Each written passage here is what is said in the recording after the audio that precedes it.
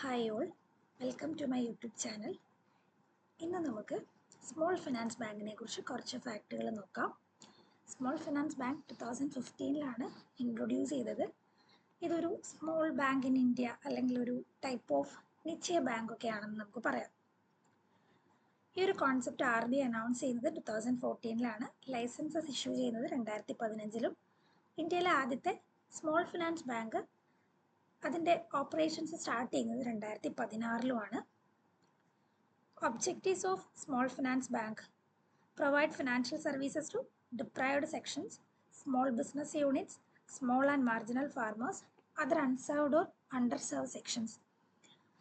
നമ്മുടെ രാജ്യത്തെ ഡിപ്രൈവ്ഡ് ആയിട്ടുള്ള സെക്ഷൻസിനും small business units, small and marginal farmers പോലെയുള്ള അൺസർവ്ഡ് ആൻഡ് അണ്ടർസർവ്ഡ് ആയിട്ടുള്ള സെക്ഷൻസിന് ഫിനാൻഷ്യൽ സർവീസസ് പ്രൊവൈഡ് ചെയ്യാൻ വേണ്ടിയിട്ടാണ് സ്മോൾ ഫിനാൻസ് ബാങ്ക് ഇന്ത്യയിൽ എസ്റ്റാബ്ലിഷ് ചെയ്തത്.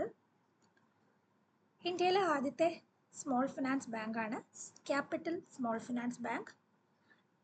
സ്മോൾ ഫിനാൻസ് ബാങ്കുകളെ രജിസ്റ്റർ ചെയ്യുന്നത് ഇന്ത്യൻ കമ്പനീസ് ആക്ട് പ്രകാരവും ലൈസൻസുകൾ പ്രൊവൈഡ് ചെയ്യുന്നത് ബാങ്കിങ് റെഗുലേഷൻ ആക്ട് 1949 പ്രകാരവും എസ്റ്റാബ്ലിഷ് ചെയ്യുന്നത് ഒരു പബ്ലിക് ലിമിറ്റഡ് കമ്പനി ആയിട്ടാണ്. ഇതിനൊരു ഷെഡ്യൂൾഡ് ബാങ്കിൻ്റെ സ്റ്റാറ്റസ് ആണ് ഉണ്ടാവുക.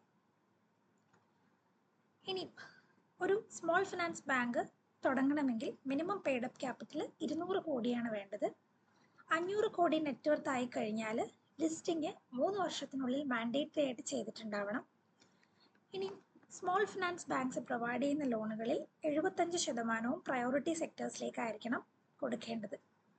15% ക്യാപിറ്റൽ അഡിക്വസി റേഷ്യോ മെയിൻറ്റെയിൻ ചെയ്യേണ്ടത്. FDIയിലും ലിമിറ്റ് ഉണ്ട്. 74% മാത്രമാണ് FDI അലൗ ചെയ്തിട്ടുള്ളത്. ഇനി ആർക്കൊക്കെയാണ് സ്മോൾ ഫിനാൻസ് ബാങ്കുകളായിട്ട് മാറാനുള്ള എലിജിബിലിറ്റി ഉള്ളതെന്ന് നോക്കാം.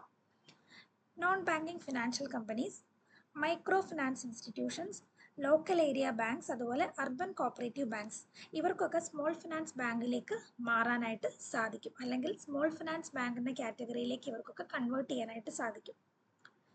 ഇനിയും സ്മോൾ ഫിനാൻസ് ബാങ്കുകൾ ഓഫർ ചെയ്യുന്ന സർവീസുകളാണ് കൊടുത്തിട്ടുള്ളത്. ക്രെഡിറ്റ് കാർഡുകൾ, ഫോറിൻ എക്സ്ചേഞ്ച് സർവീസുകൾ, mutual funds, insurance, pension fund പോലെയുള്ള പ്രോഡക്റ്റുകൾ. ഇനിയും സ്മോൾ ഫിനാൻസ് ബാങ്ക് എസ്റ്റാബ്ലിഷ് ചെയ്യുന്നത് external advisory committee, Usha Thorat headed ആയിട്ടുള്ള എക്സ്റ്റേണൽ അഡ്വൈസറി കമ്മിറ്റിയുടെ റെക്കമെൻഡേഷൻ പ്രകാരമാണ് ഇന്ത്യയിൽ സ്മോൾ ഫിനാൻസ് ബാങ്കുകൾ എസ്റ്റാബ്ലിഷ് ചെയ്തിട്ടുള്ളത്. ഒരു സ്മോൾ ഫിനാൻസ് ബാങ്കിന് നമ്മുടെ കേരളത്തിലുള്ള ഒരു ബാങ്കിന് എക്സാമ്പിളാണ് ഇസാഫ് സ്മോൾ ഫിനാൻസ് ബാങ്ക്. ഇത്രയും കാര്യങ്ങളാണ് നമുക്ക് ക്വിക്കായിട്ട് സ്മോൾ ഫിനാൻസ് ബാങ്കിനെ കുറിച്ച് നോക്കാനുണ്ടായിരുന്നത്. Thank you.